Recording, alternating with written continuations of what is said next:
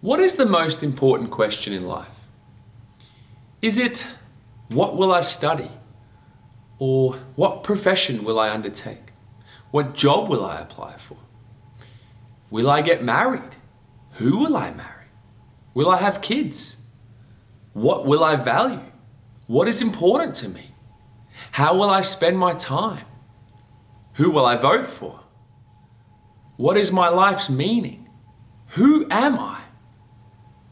Now, all of those are very important questions, and the answers to those questions will go a long way to defining your life. But I believe there is one question which supersedes them all. One question whose answer will profoundly and fundamentally affect the answers to all those questions. Now, this question is a question that Jesus of Nazareth once asked a man called Peter, and I believe he asked it of each one of us today. And I believe the most important question is, Jesus asks us, who do you say that I am? Who do you say Jesus is? This is a question whose answer will not only change your life in the here and now, but will also influence your eternal destiny. It will guide your thinking and your behavior and shape the answers to all those other important questions. Now, people often ignore this question. They run away from it. They don't want to face it because of the consequences it would have. But if you are intellectually and morally honest and brave and confident in your beliefs, then you won't shy away from this question. You won't ignore it and run away from it. Instead, you'll face it head on and answer it, accepting the consequences, whatever they may be. Who do you say Jesus is? When asked this question, I believe we are faced with three logical options. The first is that Jesus is a lunatic, a madman. That Jesus was mentally ill. He was out of his mind. He had visions and delusions of grandeur. He spoke of things he had no idea of. He was just your everyday nutcase spouting conspiracy theories and crazy. Maybe these days people would say he was tripping on some LSD or something. Now, this is a convenient answer for those who would just like to write Jesus off, to dismiss him out of hand, to not even enter the debate and the conversation, to not engage with the text of the Bible. It's kind of like how these days people label and slur others to shut down debate. If someone is a six-herb, a sexist, intolerant, xenophobic, homophobic, Islamophobic, racist, or bigoted, then you don't have to debate them or listen to their point of view. You just label them and dismiss them without ever having to listen, without ever having to look at what they're saying and make a rational, intelligent deduction. And people do this with Jesus. They simply dismiss him. But was Jesus really a lunatic? According to the Gospels, he comes across as being in his right mind. Thousands and thousands of people came from far and wide to hear him teach and speak. And he often confounded the wise and learned people of the day with his genius answers. The Pharisees tried many, many times to trap him in argument, and time after time, he provided a simple but genius answer. One great example is they tried to trap him between the Romans and the Jews. They asked him, should we pay taxes to Caesar? And what they were trying to do is if he said that no, we shouldn't pay taxes to Caesar, then they would accuse him to the Romans. And then yes, we should, then they would accuse him to the Jews and about serving God. And so they're trying to trap him, and they figured that yes, whatever he answers, we're going to get him here. And what did Jesus answer? He said, first he asked for a coin, and he asked whose head is on that coin. The answer came back, it's Caesar's head. And Jesus answered, well, give to Caesar what belongs to Caesar and give to God what belongs to God. This genius answer dumbfounded the Pharisees. They were stuck. They were stuck. They had no comeback. Does that sound like a mentally ill or a lunatic to you? It also begs the question, why did Jesus' followers risk their lives for a lunatic? If he was a lunatic, the apostles must have been even crazier, because every one of them except John died for their faith in Jesus. And even John died while he was on an island prison.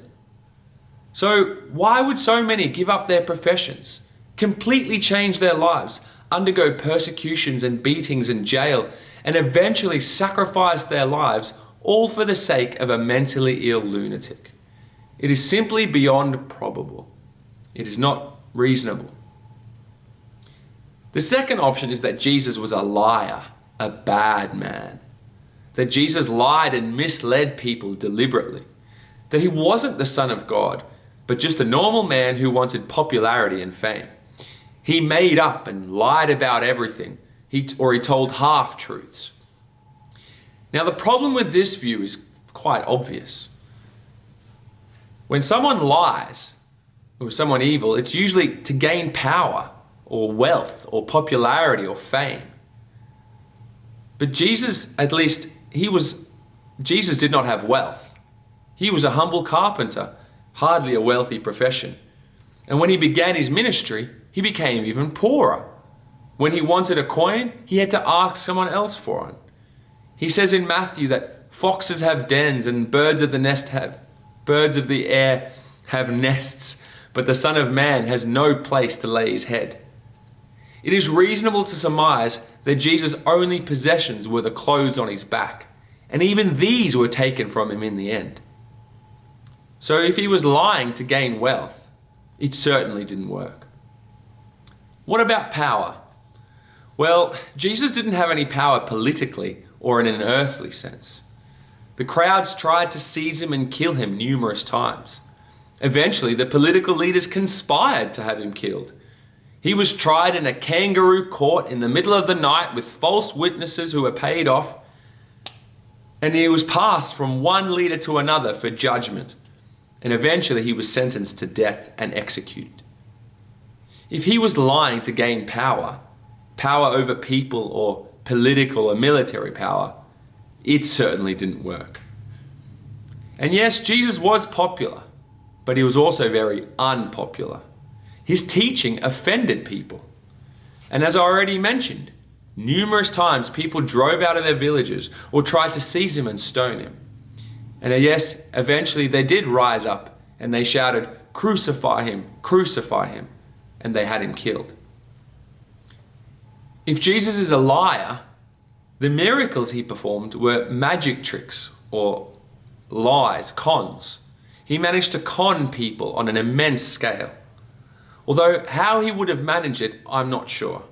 The sheer variety of healings and miracles Jesus performed in front of hundreds, sometimes thousands of witnesses, they just could not have been faked. There's no misdirection here.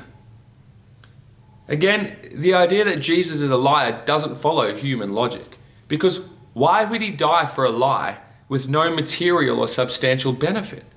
He was only 33. He had his whole life ahead of him. And what about the resurrection? That becomes impossible to explain.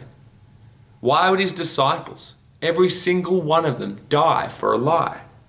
And not only did they die for their faith in Jesus, but they suffered for their faith in Jesus. They lived in poverty. They were put in prison. They were beaten. They were whipped. You name it. It simply does not make sense. So if Jesus was not a liar and not a lunatic, then perhaps he is who he says he is. The third remaining option is that Jesus was a God-man. Let's go back to the biblical story for a bit. Jesus of Nazareth asks his followers, "Who do people say that I am?" They answered, "Some say John the Baptizer, others say Elijah, and still others Jeremiah or one of the prophets." "But what about you?" Jesus replied.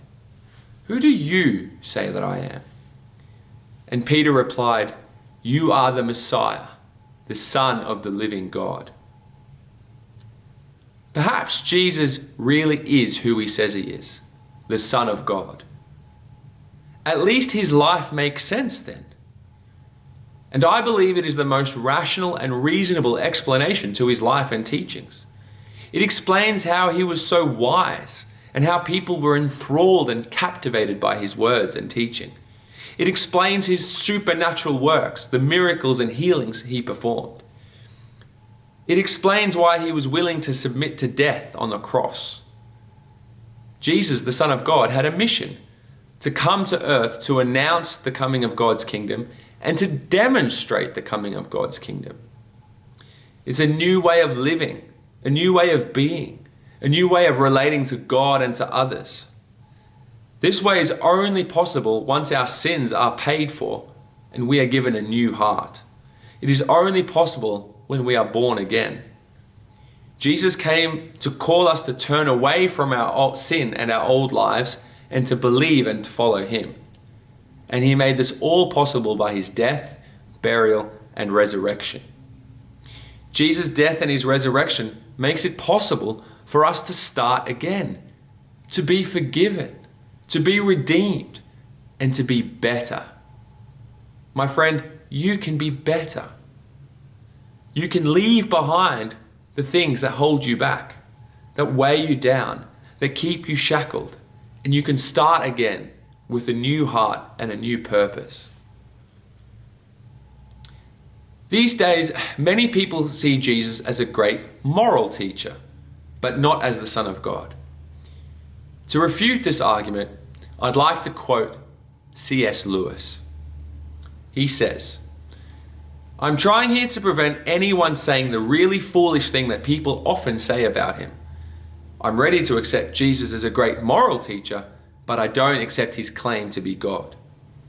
That is one thing we must not say. A man who was merely a man and said the sort of things Jesus said would not be a great moral teacher. He would either be a lunatic, on the level with the man who says he is a poached egg, or else he would be the devil of hell. You must make your choice. Either this man was and is the Son of God, or else a madman, or else something worse. You can shut him up for a fool.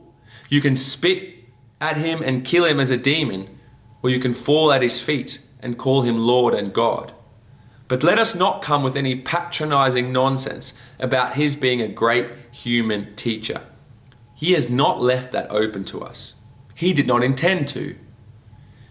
Now it seems to me obvious that he was neither a lunatic nor a fiend, and consequently, however strange or terrifying or unlikely it may seem, I have to accept the view that he was and is God." End quote. Who do you say Jesus is? Is he a lunatic, a liar, or is he Lord? It's the most important question we will ever have to answer. The Bible tells us that Jesus will judge the world. Every person will have to give an account for their lives and what they have done with it. What is done in the dark will be revealed in the light. There will be a reckoning, and each of us will be held responsible for our actions. Jesus, a man who walked the earth, a man who was tempted and suffered just like us, but a man who did not sin, he will be our judge. And he says, "If you are ashamed of me and my words, I will be ashamed of you when I come in my Father's glory with the holy angels." Jesus says, if you're ashamed of me, I'll be ashamed of you. Jesus is asking each one of us, who do you say that I am? Turn away from sin and believe in Jesus as Lord.